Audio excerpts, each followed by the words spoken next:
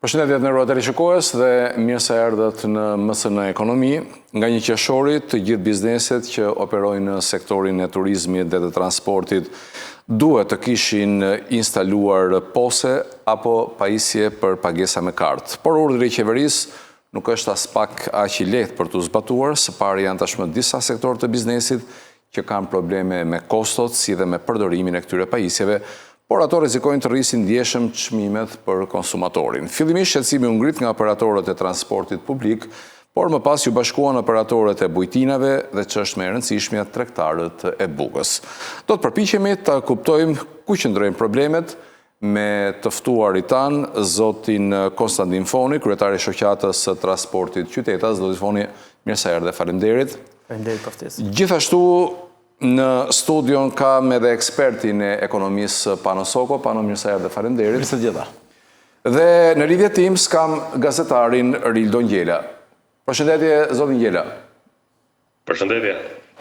Atëherë, zotin Ngjela, po e nis bisedën me ju fillimisht sepse ju keni analizuar kostot e përdorimit të POS-eve nga bizneset shqiptare.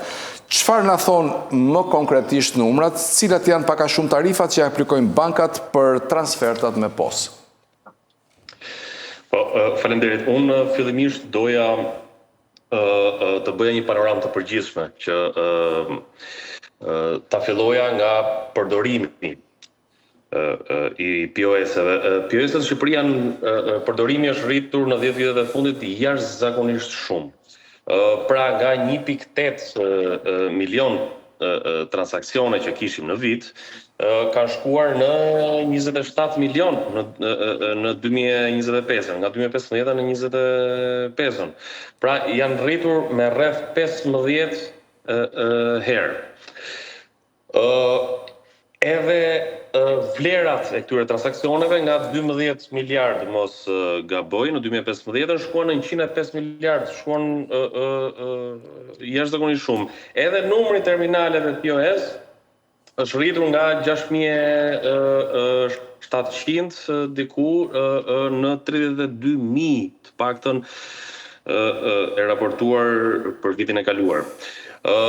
Tani, kjo neve na tregon që qytetarët po e përdorin më shumë kartën, bizneset po pranojnë më shumë pagesa elektronike dhe ekonomia gradualisht po lëviz nga keshi drejt pagesave bankare. Por këtu na lind dhe pyetja kryesore. Nëse shteti kërkon më pak cash aktualisht për të formalizuar tregun dhe më shumë pagesa elektronike, a është e drejtë që kjo kosto e këtij formalizimi t'i bjerë kryesisht mbi shpatullat e biznesit privat, që automatikisht ata do të transferojnë tek konsumatori final. Kjo ishte të paktën pjesa e panoramës përgjithshme. Ndërkohë, nëse analizojmë pak kostot dhe përqindjet e normave që janë aplikuar në Shqipëri, na del që ne kemi tarifat më të larta jo vetëm në rajon, por edhe për Bashkimin Evropian. Edhe pse në letra aktualisht jemi pjesë e SEPës, dhe këtu, të paktën për rastin e Shqipërisë, unë mendoj që nuk është çështja a pranon biznesi kartë, por sa i kushton biznesit të pranoj pagesat me kartë. Pra, aktualisht ne, sipas tabelës, nëse mund ta kem dhe unë tabelën në ekran. Po, në ekran është. Që referohem. Po, atëherë ne kemi pagesa që shkojnë nga 1% deri në 2.5% plus për POS fizik dhe kemi 1.5 deri në 3.5% për pagesat online. Pra, kjo është një diskriminim që po i bëhet, jo vetëm biznesit, por edhe konsumatorit në Shqipëri. Aktualisht, Kosova, e cila nuk është ende pjesë e SEPës, paguan të njëjta tarifa tavan që ka vënë Banka Qendrore e Kosovës, 0.2% për kartat e debitit dhe 0.3% për kartat e kreditit. Të njëjtën gjë aplikon edhe për koston që ka për biznesin. Tani nga ana tjetër, unë them që vlerësimi për Shqipërinë në tabelë është shumë i qartë. Tregu është shumë herë më i shtrenjtë dhe më pak transparent se ai i rajonit dhe ai i Bashkimit Evropian. Dhe këtë po e vuajnë shumë bizneset e vogla kryesisht, sepse ato kanë më pak mundësi që të bëjnë një negociat të përqindjeve të normave të interesit. Për shkak se aktualisht Banka e Shqipërisë ja ka lënë në dorë negocimin biznesit me bankën apo bankës me biznesin. Pra nuk ka vënë një tavan. Okej. E qartë. Mirë, Pano, na qëllon shpesh të shkojmë në market dhe shitësjat na thotë që nuk pranojmë pagesa me kartë nën vlerën e 5 apo 10.000 lekëve të vjetra. Pse kjo dhe pse tregtarët e Bukës thonë se s'mund përdorin pose për shitje me vlerë të vogël 1.000 apo 2.000 lekë deri në 10.000 lekë pra po të vjetra? Po sepse është kostoja marginale e posit. Pra, temi, nëse do ta përdorësh posin, i cili ka të njëjtin, le themi, proces teknologjik si për të paguar 10.000, si për të paguar 500 lekë, është i njëjti proces teknologjik e cila përkthehet natyrisht në të njëjtën kosto. Referuar vlerës, nëse përdor për vlerat e vogla, kosto arritet shumë sepse për të arritur atë 10.000 lekë do ta përdorësh posin le themi 20 herë, kur e ke 500 lekë. 20 herë, kostoja është 20 fishuar kostoja e posit, nuk është më kosto. Nësa po e përdor për një vlerë që është 10.000 lekë, e përdor vetëm një herë dhe natyrisht që ka dhe sens ekonomik nga pikpamja e mosrëndesës së Kosovës, se kjo është kryesorja, gjë e parë fare. Shiko, çështja e prezantimit të posit nuk është një gjë e keqe. Pra le themi, pasja e mundësisë për të pasur një pos dhe për të paguar, sepse ka shumë njerëz të cilët nuk mbajnë kesh me vete. Arsyet ja kanë më të ndryshme.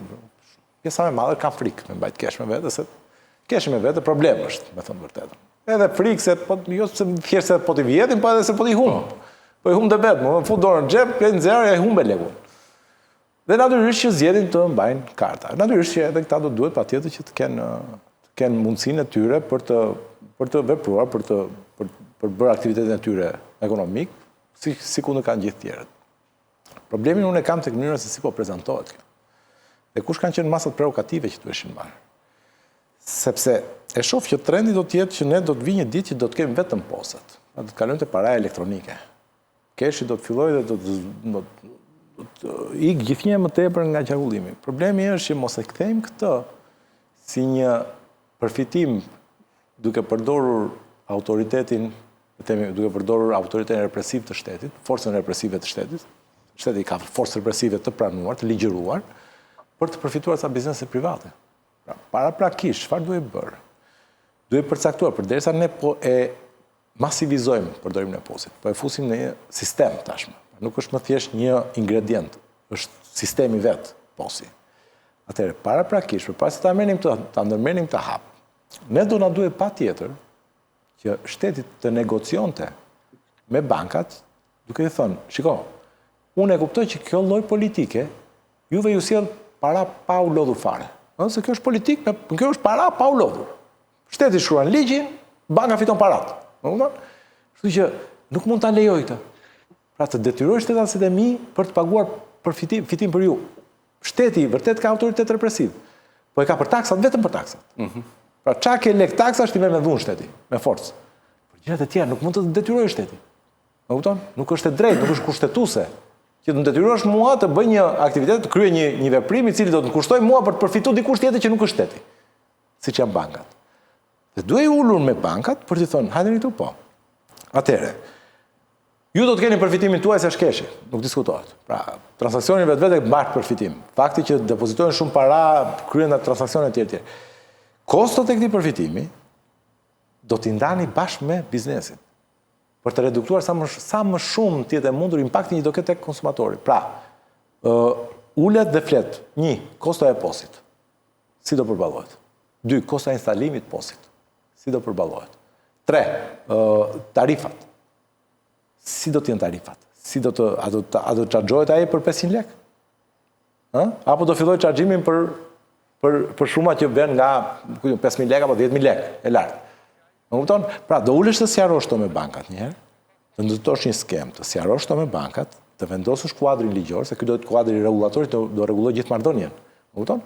Dhe atëherë në atë moment që ti ke sqaruar dhe je i bindur vetë si shtet që shiko, ne do ta ndërmarrim të akt, do të ketë diçka kosto, po kostoja do të shpërndahet në mënyrë të tillë që qytetari në fund fare mos ta ndjej, sepse qytetari nuk të ka detyrim ti të paguaj më tepër se ti tu tek tani ty për t'i kaluar lekët me bankë, për të paguar me bankë. Më kupton? Pra qytetari ka zgjedhjen e vet në ekonominë tregut tir, unë zgjedh vet në varësi të tregut, zgjedh si do paguaj me kesh apo me bankë. Nëse banka e ka më të leverdishme paguaj me bankë, nëse kesh është më i leverdishme, unë zgjedh të paguaj me kesh. Dhe nuk ma heq dot njëri të drejtën. E kuptoj. Është ekonomi e tregut tir. Aty fiton vetëm gara. Banka me keshin, kush fiton? Tani, banka nuk duhet fitoj se ndihmon shtetin. Banka duhet fitoj vetë shumë. Ta bëj të tillë politikën, ta bëj kaq atraktive politikën e pagesës me bankë, saqë unë të alo keshin vetë mik, çu duhen këto se ja po më mbet etj, dhe të vetë te banka. Po jo banka e mban çmimin në maj dhe mua më detyron shteti pastaj ikte banka. Jo më shumë, nuk funksionon kështu ekonomia e tregut. Kjo është ekonomi e centralizuar, por nuk është ekonomi e tregut. Ndërkohë, zoti Foni, ju ankuat parët për kostot e shumta të poseve. A mund të inseroni më konkretisht? Po, është e vërtet, ne sapo morëm një njoftim, sa ishte një njoftim zyrtar i Drejtorisë Përgjithshme të Tatimeve, ku është... Tabela që, në fakt, ndjes që po ndërpres, tabela që shfaqet në ekran, janë dhe dhënat sipas shoqatës suaj, apo jo? Po. Ne këto të dhëna ne i kemi marrë nga bankat e nivelit të dytë, kemi mesatarizuar shifrat, pasi se cila bank ka përqindjet e veta dhe e përzjedh vetë banka se si do t'i trajtoj klientët bazuar në përqindje, t'i rekrutoj sa më shumë klientë dhe në mënyrë që të kalojnë nëpërmjet asaj banke. Sapo morëm njoftimin nga Drejtoria e Përgjithshme e Tatimeve, ku ajo është një njoftim zyrtar i përgjithshëm, ku të gjithë taksapaguesit, operatorët, bizneset duhet të pajisjen që kryen transaksione me para në dorë, duhet të pajisjen me pajisjen POS. Ne direkt mbas këtij njoftimit dërguam një shkresë zyrtare Drejtorisë Përgjithshme të Tatimeve, Ministrisë së Financave dhe asajt infrastrukturës për t'u informuar në lidhje me këtë detyrim, le të themi, që kanë lidhur nga tatimet për t'u pajisur me POS-et.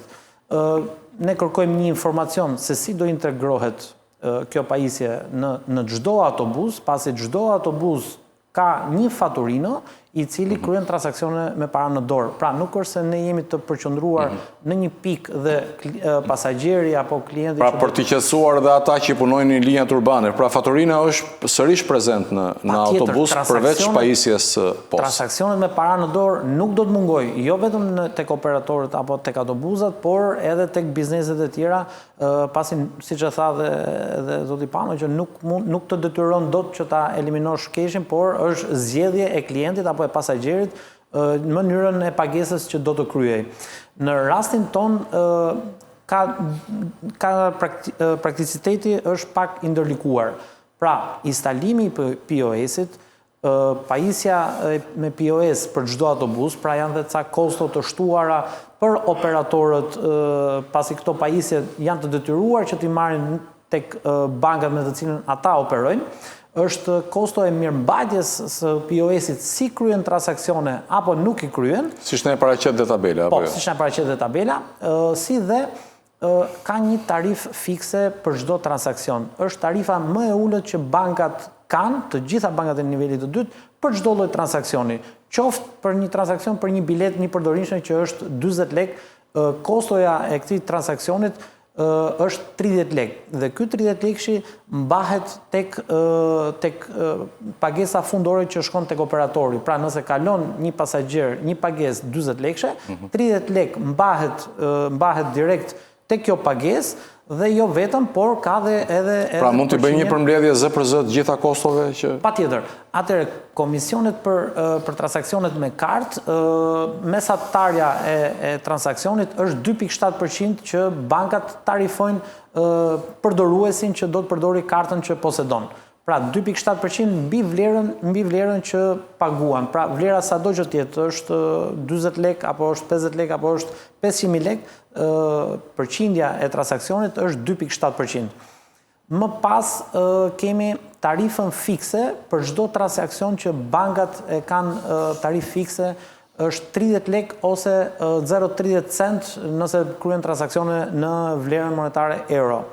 Kemi komision për instalimin e pajisjes. Pra, për çdo pajisje që do të duhet që të instalohet në çdo autobus, është 5.000 lek të reja, ose 50.000 lek të vjetra. Kemi komisionin e mirëmbajtjes mujore. Është një komision që atë pajisje si të përdoret, si mos përdoret, do ta paguaj çdo muaj operatori i cili është pajisur me këtë pajisje. Kemi më pas koston e terminalit POS që kushton 50.000 lek për çdo aparat, 50.000 lek të reja ose 500.000 lek të vjetra. Pra, çdo bank ka kushtet e veta. Ne duam që të ulim në një tryez me institucionet si të tatimeve, si me institucionet bankare, në mënyrë që të gjejmë gjuhën e përbashkët se si do të funksionojnë ky sistem dhe të informohen dhe qytetarët për çdo lloj transaksioni që do t'i kryet nëpërmjet kartës që ai do ta përdori për transaksione të ndryshme dhe për të gjitha kostot që rëndojnë operatorët, kush do t'i paguaj këtë faturë në fund të ditës apo në fund të muajit.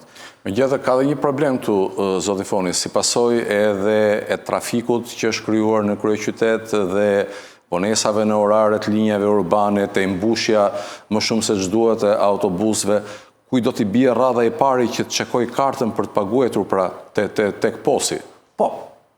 Përveç këtyre problematikave është edhe ky shqetësim pasi ajo pajisje do të instalohet në një vend statike në autobus. Pra, nuk mund ta posedoj faturino me vete pasi ajo lidhet për të ushqyer me korrent, si dhe duhet të ketë të instaluar dhe internet. Pra, duhet të ketë edhe kartën e SIM që duhet të jetë me internet çdo pajisje, jo vetëm në një pajisje të vetme. Pra, jo në një server, por çdo pajisje duhet të jetë aplikueshme dhe interneti. Akoma ende nuk kemi marrë asnjë lloj përgjigje, asnjë lloj reagimi. Nga 1 qershori duhet të ishin instaluar, por ne nuk mund të marrim një masë të tillë dhe t'i instalojmë, kur në fund të ditës ne nuk dim se këto kosto kujt do t'i faturohen. Pasagjeri që do kryet transaksionin, apo operatori i cili e ka instaluar dhe ka investuar për këtë gjë. Nuk kemi kundra instalimeve apo pajisjeve të POS-it. Por, dikush duhet ta paguaj këtë faturë. Ne çmimet i kemi të paracaktuara. Nuk është se operatori mund të shtoj vlerën për të gjitha këto kostot që i rëndojnë, t'ia shtoj tek pjesa e faturimit tek pasagjeri. Se jemi në shkelje totalisht. Për çmimin e biletës një përdorimshme apo për transportin urban vendoset me vendimin e Këshillit Bashkiak, ndërsa për interurban dhe ndërqytetës çmimi vendoset nga Ministria e Infrastrukturës. Megjithatë, zoti Ngjela, ju deklaruat më parë për një përqindje pra 2.5%, por në fakt me sa duket është më e lartë, është 2.7% nga bankat. Po, në fakt, unë do të shtoja edhe diçka mbi këtë, që është thënë që deri në fund vitit të gjitha bar kafet, marketet dhe çdo biznes tjetër do të pajisen me POS. Dhe ka dhe një strategji që është thënë nga Banka e Shqipërisë, që edhe nga qeveria, që këto norma interesi të ulen këto komisione të ulen në 1%. Por se kur do ule nuk është thënë, se si do ule nuk është thënë, se çfarë procedure do ndiqet dhe cila do jetë shkalla e uljes, do jetë mujore, 6 mujore, vjetore, dhe kur do përfundoj ky proces për të bërë përputhjen e plot me legjislacionin evropian. Unë mendoj që strategjia nuk do të funksionojë sepse në këtë lloj forme, sepse t'ia jep opsionin për të paguar edhe me kartë, por edhe me cash, siç e tha dhe zoti Soko më parë, dhe në fund fare ekonomia do të vazhdojë të njëjtin kurs në raport me qarkullimin e paras, pra cash. Nëse i referohemi tabelës, ti ke nëse kap normat minimale për një klient debit në Shqipëri, klienti paguan 1.3% mbi vlerën, ndërsa biznesi paguan të paktën 2.5%, pra gjithmonë më e ulta, dyshemeja. Nëse i marrim për bazë këto përqindje, ty të del gati 4%. Pra 4% në fakt është, për çdo transakcion, për çdo vlerë, në fakt është fitimi i bankës. Po. Është fitimi i bankës. Pra në mënyrë selektive, në mënyrë arbitrare, këtu po fitojnë bankat. Dhe bankat po fitojnë në kurriz të biznesit, po fitojnë dhe në kurriz të konsumatorit, sepse në fund fare e paguajmë ne çdo ditë në blerjet tona. Po, pikërisht në lidhje me këtë përfitim pra që kanë bankat, e kam dhe pyetjen e radhës për ju, por dhe zotin Soko më pas. Një shqetësim thelbësor për mua në fakt mbetet buka, ku shoqata e këtij sektori ka thënë se nuk munden në asnjë mënyrë të aplikojnë blerje me POS për një bukë, pra do të marrë një pjesë të fitimit? Ndoshta në fillim, por ata nuk mund ta paguajnë vetë atë lloj diferencë. Askush nuk e paguan dot vetë, sepse askush, asnjë furr buke, asnjë biznes, asnjë bar kafe, askush nuk ka dalë si OJF në treg. Ka dalë për të fituar, ka dalë për të paguar rroga, për të punësuar njerëz. Në fund fare, kjo është logjika. Atëherë, ku do t'i çojë këto shpenzime? Do t'i sjellë prapë te unë. Që paguaj po të njëjtën taks, se kjo është edhe bisedë tjetër, që paguaj të njëjtën taks si për TVSH, edhe për bukën, edhe për karburantin, edhe për alkoolin dhe për qefet. Ndërkohë, investitorët strategjike kanë 6%. Po të njëjtën TVSH që paguajmë ne. Pra, në të gjitha rastet, unë mendoj që kjo është bërë në mënyrë të qëllimshme, nuk e di për çfarë arsye është bërë në mënyrë të qëllimshme, ose ndoshta mund të jetë bërë edhe nga mos pasja e kujdesit, mos pasja e ekspertizës, apo thjesht e thon qartë, nuk i plas fare për konsumatorin, nuk i plas fare për ne. E qartë. Pano? Në fund fare, çfarë do ndodhi është që tu ca kompani që bëjnë pose do marrin ca lek, pra këto kompani që do sjellin poset, dhe do shikosh që pjesa më e madhe këtyre poseve, nëse vendosen me detyrim, do të qëndrojnë të prishura për një gjithkohë. Do jenë aty ekzistus, do t'i ketë aty biznesi, se do t'a mbajnë inventar, do vit ai tatime, do thotë që e ka 27 milion transaksione pra të kryera dhe 1 miliard euro. Pra. Ato që kanë, që e ndjenë që ju duhet posi, pra që kanë klientë të cilët do ta përdorin, që e përdorin dhe sot se s'ka pas nevojë për ligj. Kush ka pas për ta përdor? Sot dera hapur bankës është. Shkon merr posin, e vendos aty dhe ta përdor klienti. Ai që se ka marrë deri më sot, nuk e ka marrë, jo se s'do që të jetë i zhvilluar teknologjikisht, po sepse nuk i del, dhe do të vazhdojë të qëndrojë kështu. Vetëm se tani do ketë paguar ca lek për të marrë atë posin dhe i cili do të i prishur gjithkohon. Gjithkohon. Do thotë, e kam aty, ku është posi, ja ku është, po është prishur. Tani ja i kam thënë tekniku, do vi tekniku ta rregullojë, do prishet prapë. Pra, Këto janë politikat me gjoja që bëjmë ne. Se kjo është politik me gjoja.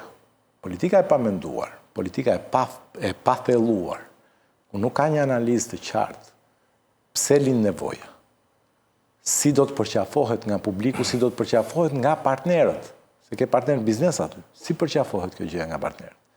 Nëse do të kishim një politikë thelluar, natyrisht ne do ta kishim aktualizuar nevojën për pose. Po nga që politika është shu, si bëjmë në një lek tu të kjo gjëja ne? Kjo është. Thelb është si bëjmë në një lek ne, ja vëm bankave posin edhe ai që do sjell pose tani, se është njëri që i sjell, nuk e di se nga i sjell. Është njëri që i sjell pose tu në Shqipëri. Ai thot sa janë këtu, sa nipte janë 130.000 nipte. Sa kam pose nga këtu nuk e dhe 30.000. A funksionuar edhe me kasat fiskale kjo, apo dhe mendimin e shpejt tek automjetet dikur? Gjithmonë, bravo, mendimin e shpejt. Pra ti 32.000 pose në gjëse. Edhe ky tjetri tani bet gati të marrë këto lekët, fitoj këto lekët. I detyrojnë këta, paguajnë, nuk e di se sa është kosa e posit? 50.000. Të reja. Të reja, po. Të reja. Ose 500.000 të vjetra. 500.000 lekë të vjetra. 500.000 lekë të vjetra. Në kupton? Aja 100.000 biznese, 90.000 biznese i do i fusin këta, me satarisht besoj ju. Bëj llogarit vetë, se unë si bëj do se janë shumë. 32.000 pose janë. Janë sot. Po. 130.000 biznese janë 220 niptet, po themi biznese, se tjerët janë fermerë, më kupton? Pra 130.000, 32 janë 100.000 për të blerë akoma. 100.000 për të blerë, bëj ti me nga 500 euro copa, 50 milion euro. Më kupton? Pra, ja ku dole i biznesi mirë. E ka që tu do mbyllet kjo historia, sepse ato pose do t'i marrin këta, do t'i vendosin aty, nuk do punojnë asnjëherë, sepse ai nuk është budalla, sepse ai e di shumë mirë që banka ka për të mbajtur 100 lekë aty. Nuk i del te biletat të më mbajtur 100 lekë banka. Plus vit për vit besoj do jetë edhe kolaudimi si bëhet. 350 fiskale. Domethënë, pra ideja është që gjitha kjo është pasqyrim ose më saktë është rim e asaj politike që ne kemi ndjekur gjithkohën. S'kemë bënë politika të thelluara që vërtet synojnë progresin. Pra, ka nevojë vërtet për të prezantuar ekonomia e keshit shqiptar me bankën, me paranë digjitale. Ka nevojë. Po nuk ndjek këto rrutë, se ky ekuilibër që ka ardhur deri këtu nuk ka ardhur kot. Ka ardhur sepse keshi për shkak të paaftësisë së pjesës tjetër, palës tjetër, do të thënë rivalit që është banka, se kush është rivali i keshit? Është banka. Paaftësia e bankës ose makudoria e bankës apo harbudoria e bankës ka bërë që njerëzit e di çka valla. Më le kesh. Se a mirë këtu, merre me këta, hajdut. Më kupton? Se këtu ju hap e vi nga Banka e Shqipërisë, po është muhabet shumë i gjatë ky. Për tarifa që ne paguajmë. Për tarifat e shërbimeve që ne paguajmë. Ka pasur rritje eksponenciale të tarifave. Tarifojnë çdo shërbim. Po qetëso më burr se të kam lënë keshin aty. Kam lënë lekë, më merr, jep kredi, fito para me kredi, jo me tarifa. Tu fitoj nga 120 milion euro në vit nga vetëm nga tarifat. Imagjinoni të? Qartë. Që është një çmenduri e madhe, pra është një sistem i cili e ka mendje vetëm të grabisë, si të grabisë, nuk e ka mendje si të rrisë performancën. Nuk e ka mendje si të jetë më i vlefshëm në treg, si të jetë më i vlefshëm për qytetarin, për konsumatorin, se po u bëre i vlefshëm ti, fillon të operon më ndryshe, edhe më si funksionon jashtë. Banka e realizon qëllimin e vetë duke poseduar keshin tim, a më bind do të mua, jo duke marrë tarifën, si këta janë... Në fakt, do të tja disa të dhëna edhe unë, por... Janë primordial, më të me mlese, tani jam në mut tani. Pra, bankat e fitojnë me mënyrat primitive paran. Aseti më i madh i bankës është paraja ime, që ja kam dhënë, ma merr pa lek, ma merr lek. Më thot, vetëm sille. Vetëm sille këtu, mëse do t'i paguajnë gjithë kostot. Qa keti, punoj si do t'i paguaj unë, në energji elektrike, nuk do t'ngarkoj t'i farë vetëm që paran. Dhe investon këtë paran. Dhe kështu fitojnë para bankat jashtë. Në Shqipëri fitojnë para duke thënë ty, hajde sille këtu bankat, dhe sille lekët tu, me ligj, të detyron ligji, me ligj, edhe këto limitimet që bëjmë përdorim e keshit. Janë të pa drejta. Janë të ligjshme sot, sepse vendosën ligji, po janë të pa drejta. Nuk ka limitim ashtu. Shky limitim. Banka të bëhet atraktive, vlla, dhe vijun te banka, s'ka nevojë fare me vendim me ligj. Po ti e vën limitimin sepse ajo bankat paguajnë ty. Paguajnë guvernatorin, paguajnë kryeministrin, paguajnë ministrin, janë këto. Dhe vendosin të deformojnë tregun në këtë formë. Ky është absurdi. Do t'jap fakt disa dhëna me shifra shumë interesante. Bankat kanë përjetuar një rënje të fitimit në vitin 2025 në nivelin rreth 350 milionë euro. Në fakt, goditet fort ka shënuar fitimi nga intereset për shkak të normës bazë të interesit. Por çfarë ka ndodhur me bankat? E kanë amortizuar këtë humbje me rritjen e fitimit nga jo intereset, cilat janë fitime kryesisht nga komisionet. Vitin e shkuar, bankat kanë fituar 280 milion euro jo nga interesat. Për vitin 2024, ky fitim që 250 milion euro afërsisht. Pra, keni një koment për këtë normë kaq lartë fitimi nga operacionet, komisionet e tarifave bankare? Pa aftësia për të operuar, sepse nuk është me kështu më, është me aftësi. Tregu financiar, industria financiare kërkon njerëz të aftë. Njerëz që din të menaxhojnë parat, njerëz që kanë vizion, njerëz që din ta gjejnë tregun e tjerë. Pa aftësia e tyre për të fituar lek nga parat që ju kanë lënë qytetarët aty në bankë, për t'i përdorur ato lek dhe për të marrë përfitim nga interesat në ato lek, të japin kredi, të gjejnë, të gjenerojnë, të zhvillojnë industri të ndryshme, sektor, t'i zhvillojnë vetë bankat, pra ta shohin si potenciale, ta zhvillojnë, t'i bëjnë studime etj. Jo, këta duan të ndërinë aty dhe të marrin lek kaq. Të pafësit e tyre tani e paguajmë ne me komisione tarifa. Se tarifa e komisione janë gjitha ato, 208 milion. Më kupton? Pra, ky është kostoja që kemi ne. Dhe këtu do futet dhe pastaj edhe posi. Pra, sepse është vazhd e mendësisë, mindsetit të biznesit që kemi këtu. Shiko, të zhvasësh në një gjë. Jo të prodhosh, jo të progresosh. Të kryosh progres, jo, më shpat në një gjë. Qa bën? Kap Ministri e Financave i thua tani ti bëjmë me post të gjitha. Që të marrë ne në i lek. Pra, jo që të ndihmojmë qytetarin, po që të marrë ne në i lek. Dhe kjo është mënyra se si, pastaj ne ulemi diskutojmë se pse funksionon kjo gjë, se nuk ka për të funksionuar edhe kjo, ja ta them unë. Ta thash skenarin. Do i kesh të gjitha pose, janë 100.000 pose, do i kesh atë të blera, do paguajnë të shkretet, do paguajnë dhe mirëmbajtje, se do i paguajnë çdo vit e mirëmbajtje, po pak ja ka bë kabull dhe atë mirëmbajtje. Më kupton, dhe dorin aty posi. Duhet të jesh një inventar, kaq, se duhet i prishur gjithkohë, se s'është butalla një përdori posën. Pikërisht tek funksionimi, do doja ta pyesja zotin Foni. Në fakt, si e kanë zgjidhur këtë problem vendet e rajonit apo edhe më gjerë, pra. Në fakt është një praktikë që pëlqejët shumë nga të rinj, po ta shohësh. Pse mos to mundsojmë këtyre këtë gjë?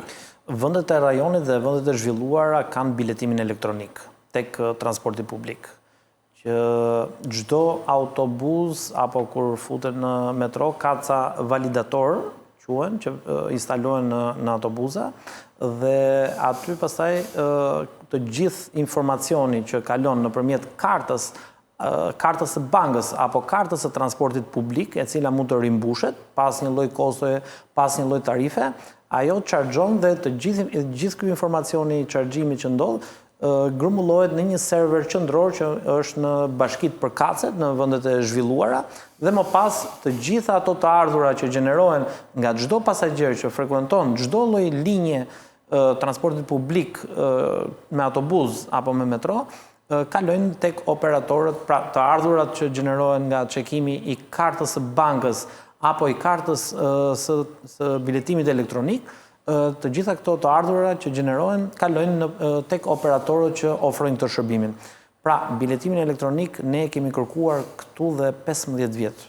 Pra, kërkojmë që të implementohet, të instalohet në transportin publik si të vetmi që kemi autobuzat, nuk kemi alternativë tjetër, dhe ta modernizojmë ashtu siç kanë në vendet e zhvilluara. Kuptohet, kjo kërkon një investim në lidhje me gjithë to pajisjet validator që të vendosen në çdo autobus dhe i gjithë serveri pastaj qëndron në bashkitë përkatëse të çdo lloj qyteti në mënyrë që të gjitha të ardhurat që gjenerohen nga pasagjerët, konsumatorët që përdorin çdo lloj linje, kalojnë to të ardhurat tek operatorët që kanë linjat dhe janë licencuar për atë shërbim.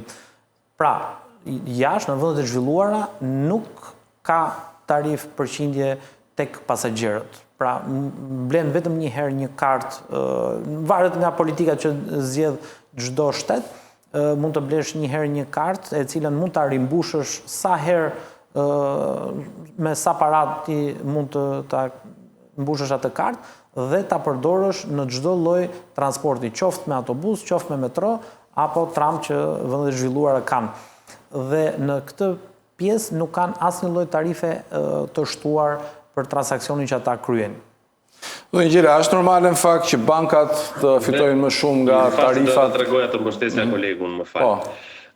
Kjo është karta që unë kam, është e metros së Romës, praktikisht, rikarikabile, rechargeable, ti mjafton ta fusësh tek makineria dhe ajo do të bën rimbushjen. Mirë, me sa duket kemi një ndërprerje të sinjalit. Po, zoti Ngjela, jemi lidhur sërish. Po, dhe po thoja që ti mund ta rimbushësh me sa para të duash, të zgjedhësh më vonë destinacionin dhe ta rimbushësh sa herë të duash. Unë e kam me vite. Kjo është vetëm një cop letër që brenda ka një çip, asgjë më shumë. Dhe unë të gjithë pagesat për rimbushjen e kësaj karte e bëj me kartë debiti. Dhe e disa komision më merret mua? 0.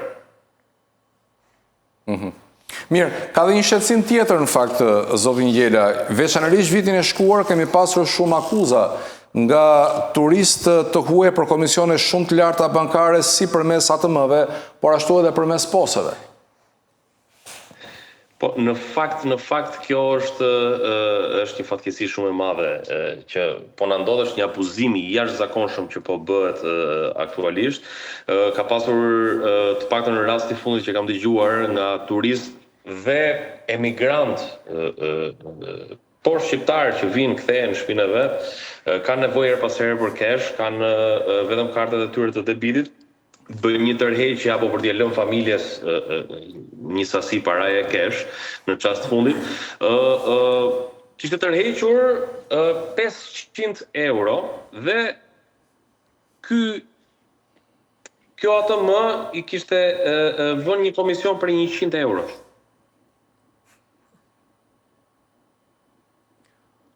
Okej, kemi sërish një shkëputje. Mirë, atëherë Pano, po drejtohem në këto momente. Në fakt, kryeministri flet për ekonomi cashless brenda shumë pak kohësh. A mund të ndodhë kjo? Shiko, ai mund të... A mund të ndodhë? Ai mund të vendos me ligj, më. Problemi është... Në praktikë kemi me ligj mund të bëhet çdo gjë. Nuk ka asnjë shans. Shiko, ekonomia e tregut funksionon mbas një ekuilibri natyror që vendosin forcat që janë në lojë. Pra nuk është ekonomi e komanduar, nuk zgjidhet me ligj. Të paktën raportet e forcës, raportet e komunikimit mes aktorëve ekonomik në një treg të lirë, nuk përcaktohen dot me ligj.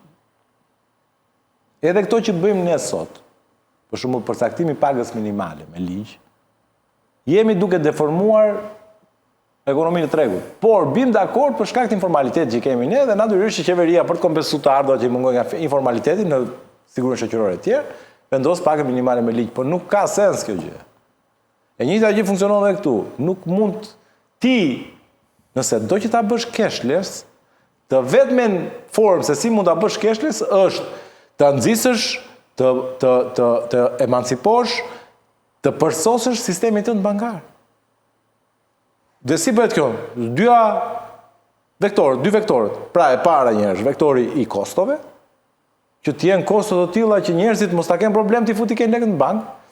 E dyta pastaj është vektori i burokracisë së menaxhimit paras. Pra, sot është halli i madh me pas lekë në bank. Jesh i marrë me halle, nuk është thjesht kostoja. Është i marrë me halle me pas lekë në bank. Më kupton? Që nga mënyra e shërbimit, koha që do duhet për të aksesuar lekët e tua, tarifat që vendosin ata, hapësira, domethënë humbja e kohës që ti ke gjatë gjithë kohës në sportelin të tash. Pra, të gjitha këto, përfshi dhe kostot pastaj e bëjnë jo atraktive bankën. E bëjnë jo atraktive. Nuk ka lidhje. Këtu, se përflitet gjithmonë kjo çështje e paras pistë. Lufta ndaj paras pistë kalon nga rrugë tjetër, shok. Është detyra jote si shtet ta luftosh parën e pistë. Mos më ngatro mua, unë dua cash sepse në llogarinë time banka më merr shumë lek. Pse kur unë mund ta bëj me kesh, mi marri banka lekët? Lekët mezi i fitoj. Punoj që i fitoj, punoj si qenë, fitoj lek, mi merr banka, duke ndejt. Pse se thua ti me ligj? Jo. Prandaj po them që do ta bëj, po. Ndërmarrë një iniciativë, Banka e Shqipërisë, rregulloj kuadrin ligjor, ulet me bankat, ndërtojnë arkitekturën e re të sistemit, shohin si e bëjnë sa më atraktive për popullatën, që populata të jetë sa më tërhequr për ta bërë këtë gjë, e natyrisht duke ulur kostot në maksimum me qëllim që mos ketë pesh tranzicioni që do bëj qytetari. Më kupton, po këtu të kushton shumë tranzicioni. Shish çfarë thotë ai? Ai thotë 500.000 lekë një post thotë. E kupton sa i kushton atij tranzicioni? Nga kesh në cashless? Duhet mendosh për këtë në fillim. Më kupton? Po shumë me pastaj me ligj mund ta vësh, ne kemi pas diktaturë për 50 vjet se kemi pra mendjen, jo. Zoti Foni, çfarë zgjidhje prisni nga qeveria apo do të uleni me bankat të negocioni për të ulur tarifat? Pra kush është zgjidhja në opinionin tuaj? Si do të mundoheni në të ardhmen? Zgjidhjet janë ashtu siç i përmendi dhe zoti Pano, që vërtet operatorët mund të detyrojnë në një formë apo në një formë tjetër që këto pajisje të implementohen ato buza, por ne nuk mund të gënjejmë qytetarin dhe të abuzojmë duke thënë që ne e kemi pajisjen, por nuk funksionon. Hajde t'i vendosim pajisjet, të jenë funksionale, por qytetari duhet jetë i informuar. Qytetari duhet ta di se sa chargjohet, qytetari duhet ta di se si funksionon dhe jo ta kemi thjesht fasadë që operatorët mos të penalizohen nga tatimet dhe qytetarët të huaj që duan ta përdorin se ashtu e kanë kulturën e tyre si në vendet e tyre që e kanë prakticitet që të bëjnë çdo pagesë me anë të kartës. Dhe nuk mund të ketë një kakofoni brenda një urbani ku qytetari do të paguaj me kartë, ndërkohë aparati për një arsye qoftë justifikim që nuk punon sepse duhet t'i arkëtoj me kesh, ose vërtet aparati nuk funksionon se nuk ka internet në ato momente për të funksionuar.